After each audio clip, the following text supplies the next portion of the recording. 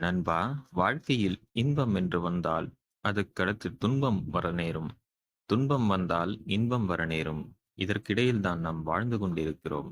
இந்த இன்ப துன்ப சுழற்சி என்பது நடந்து கொண்டேதான் இருக்கும்.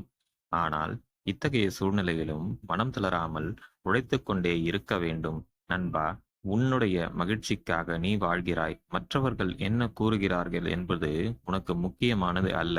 உனக்கு நீயே நல்லவனாக வாழ வேண்டும்.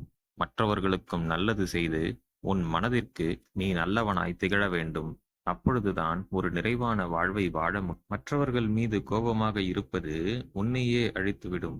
மற்றவர்கள் உனக்கு நீ இழைத்த துன்பத்தை நினைத்து இன்று நீ வருத்தப்படுவதும் கோபப்படுவதும் அவர்கள் அழிந்து போக வேண்டும் என்று நினைப்பதும் உன் மனதிலேயே மன அழுத்தத்தை ஏற்படுத்துகிறது. அது எதிர்மறை சிந்தனைகளை அதிகரித்து உங்களுக்கு கிடைக்கவிருக்கும் நல்ல விஷயங்களையும் தடுத்து நிறுத்துகிறது. எனவே உங்களுக்கு துன்பம் இழைத்தவர்களையும் நன்றாக இருக்க வேண்டும் என்று நினையுங்கள். அது உங்களுக்குள் நேர்மறை சிந்தனை அதிகரித்து உங்களை சுற்றி நல்ல விஷயங்களை கொண்டு வரும். உங்கள் எண்ணம் போலவே உங்கள் வாழ்க்கை அமைகிறது. நல்ல எண்ணங்களை விதைக்கும் போது நல்ல விஷயங்கள் உங்களை தேடி வரும். மாறாக தீய எண்ணங்கள் கொண்டு நீங்கள் வாழும்போது தீய விஷயங்களே வரும்.